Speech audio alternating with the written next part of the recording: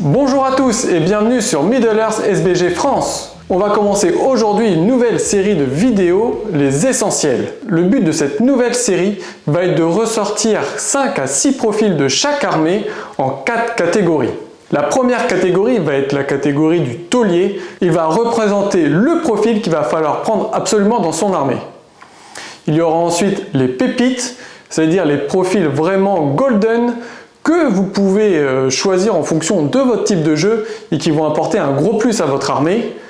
Il va ensuite avoir la catégorie Casper, c'est-à-dire le profil que l'on ne va jamais voir dans une liste d'armées malheureusement, sauf si vous voulez vraiment jouer fun et fluff. Et la dernière catégorie, ça va être les gars sûrs, c'est-à-dire en gros quelles troupes vous allez utiliser en majorité dans votre armée. On attaque ce premier épisode avec l'armée de Minas Tirith.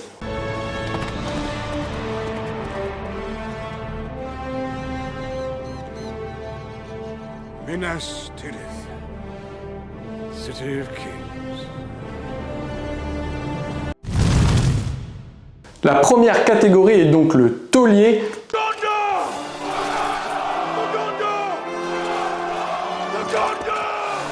Quel héros vous allez devoir prendre absolument dans votre armée de Minas Tirith? Ici c'est très simple, le héros indispensable à toute armée de Minas Tirith, tellement il est polyvalent et apporte à la liste, ça va être Gandalf le Blanc.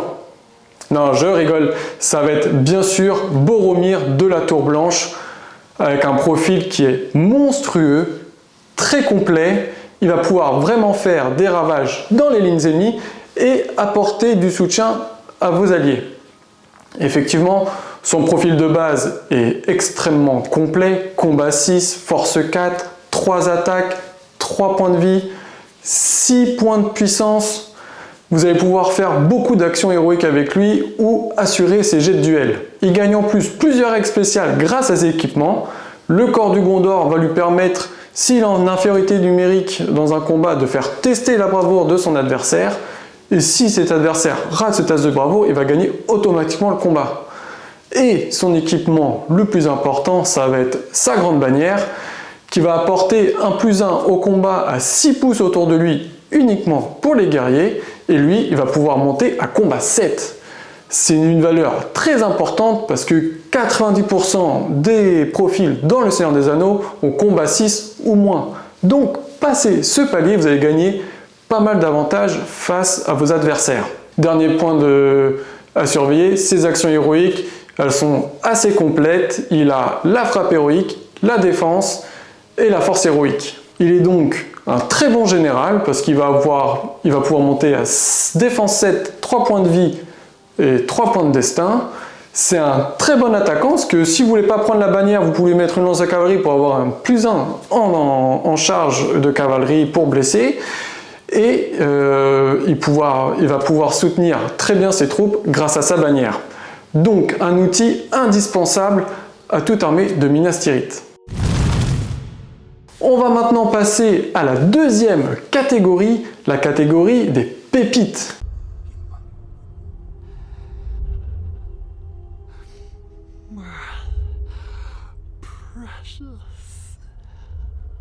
Chez Minas Tirith, il y a beaucoup de héros et le choix était très difficile. J'en ai retenu 2 pour cette catégorie. La première, elle va très bien avec Boromir, ça va être Hurin, le gardien des clés.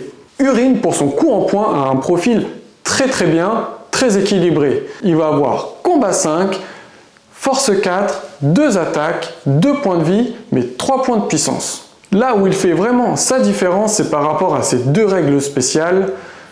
La première étant d'avoir une arme de maître, qui va lui permettre en fait d'utiliser une arme à 2 mains sans avoir les malus pour gagner le combat, mais en gardant le bonus pour blesser, donc toujours très pratique. Grâce à son cheval qu'il a en option, il va donc pouvoir avoir 3 attaques, possibilité de renverser son adversaire et d'avoir +1 pour blesser. Donc de blesser quand même pas mal de choses dans le Seigneur des Anneaux avec un 4 voire un 5+. Sa deuxième règle spéciale, elle va concerner votre général. Dans la plupart du temps, ça va être Boromir. C'est-à-dire que si Boromir se fait tuer pendant la partie, Votre adversaire ne marquera les points pour avoir tué votre général uniquement s'il a aussi tué Urine. Donc ça va être quand même un outil très pratique, vous allez pouvoir gérer et envoyer votre général un peu plus sereinement au combat. Attention, ça ne marche pas si Boromir est blessé, votre adversaire à ce moment-là marquera les points. Deuxième pépite chez le Gondor, son profil se trouve aussi dans le supplément Gondoratoire, ça va être Irolas. En effet, c'est un petit héros de Minas Tirith qui est très pratique, il a un profil amélioré de capitaine, il va avoir un combat 5, une défense de 6, 2 attaques, 2 points de vie, 3 points de puissance, mais tout son intérêt réside dans ses actions héroïques et dans ses règles spéciales. En effet, c'est un petit héros qui coûte vraiment pas très cher, mais qui apporte à votre armée une défense héroïque, toujours très pratique pour bloquer un gros héros adverse, et il a aussi la marche pour pouvoir vous placer sur le terrain plus vite que votre adversaire et prendre place sur les zones stratégiques du champ de bataille. Il a aussi 2 règles spéciales très sympas. Il a la règle spéciale garde du corps, donc tant que votre héros avec le plus haut rang est en vie, il réussit tous ses tests de bravoure. Donc avant de descendre Boromir, il y a un peu de chemin, donc côté bravoure, vous êtes tranquille avec lui. Et deuxième règle spéciale très sympa, il peut se protéger derrière son bouclier fictif, peut-être représenté par sa lance, et s'il gagne le combat, de quand même pouvoir infliger une touche de force 4 à votre adversaire. C'est bonus, mais ça fait toujours plaisir. On va maintenant passer à la catégorie des Caspers. Quel profil on va voir dans cette catégorie-là? J'en ai relevé 2, un profil de héros et un profil de guerrier. Malheureusement, Game Workshop n'a pas fait un très bon travail sur Faramir. Son profil est trop moyen, trop cher. Il a un profil similaire à Hurin tout en coûtant 10 à 15 points de plus. Puis ses règles spéciales sont vraiment pas terribles. Il n'a pas de règle spéciale qui permet de booster les guerriers à côté de lui, contrairement à d'autres dans l'armée de Minas Tirith. Donc l'investissement sur Faramir n'est pas forcément le meilleur choix. Et malheureusement, le prince de l'Ithilien ne fera que très rarement partie de vos listes. Deuxième profil à noter dans la catégorie des Caspers, cette fois-ci ça va être un profil de guerrier, ça va être les vétérans d'Osgiliath. Ici, Game s'est complètement loupé sur ces guerriers, malheureusement. Ils vont avoir les mêmes stats que les guerriers de Minas Tirith, ils vont juste avoir un point de bravoure en plus, ce qui va représenter sur leur profil un point en plus. Mais ils vont perdre le bénéfice du Shield Wall, donc du mur de bouclier. Ils ne peuvent donc pas passer à défense 7. Pour des vétérans de la guerre, perdre une règle comme ça, c'est vraiment dommage.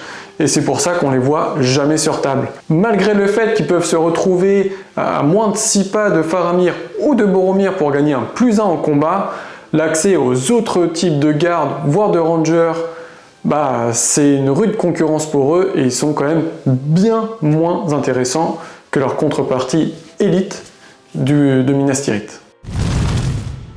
Dernière catégorie, les gars sûrs de votre armée. J'ai mis forcément de côté les guerriers de Minas Tirith qui sont une très bonne unité de base pour mettre en avant les gardes de la cour de la Fontaine. Ces gars-là, ils savent tout faire dans votre armée. Ils vont avoir un combat 4 de base, voire 5 si vous mettez la bannière de Boromir proche d'eux, une défense de 7 si vous leur mettez un bouclier, et en plus ils ont la règle bodyguard, garde du corps. Ça veut dire que tant que le héros à protéger est en vie, ils vont réussir tous leurs tests de bravoure. Donc ils vont pouvoir tanker votre adversaire, parce que la plupart du temps ils vont avoir besoin d'un 6 pour les blesser, et vous pouvez du coup tenir la ligne, mettre en place une guerre d'usure et commencer à grignoter votre adversaire grâce à vos héros, grâce à vos troupes qui eux vont tanker et infliger quelques dégâts dans la ligne adverse, et ainsi gagner cette guerre d'usure face à votre adversaire. De plus, cette unité est très pratique pour tenir des points clés du champ de bataille, que ce soit des passages entre deux gros décors parce qu'ils vont pouvoir former une phalange assez solide, ou tenir un objectif parce qu'il peut être loin d'un héros et réussir quand même les tenir bons, tenir bon sur les objectifs parce qu'ils vont avoir une défense 7, etc., etc. Même si leur coût est assez élevé, parce qu'on parle d'une unité de entre 10 et 11 points si vous leur mettez avec bouclier, ils sont toujours rentables et ils sont très fiables.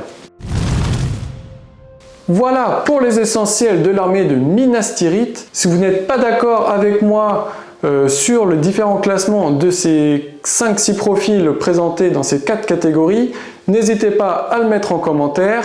Je vous invite aussi, si vous avez aimé cette vidéo et le travail que je fais depuis pas mal de temps, n'hésitez pas à aimer cette vidéo, vous abonner à la chaîne et à cliquer sur la petite cloche pour avoir les notifications quand les vidéos sortent. Et moi, je vous dis à la prochaine. Salut!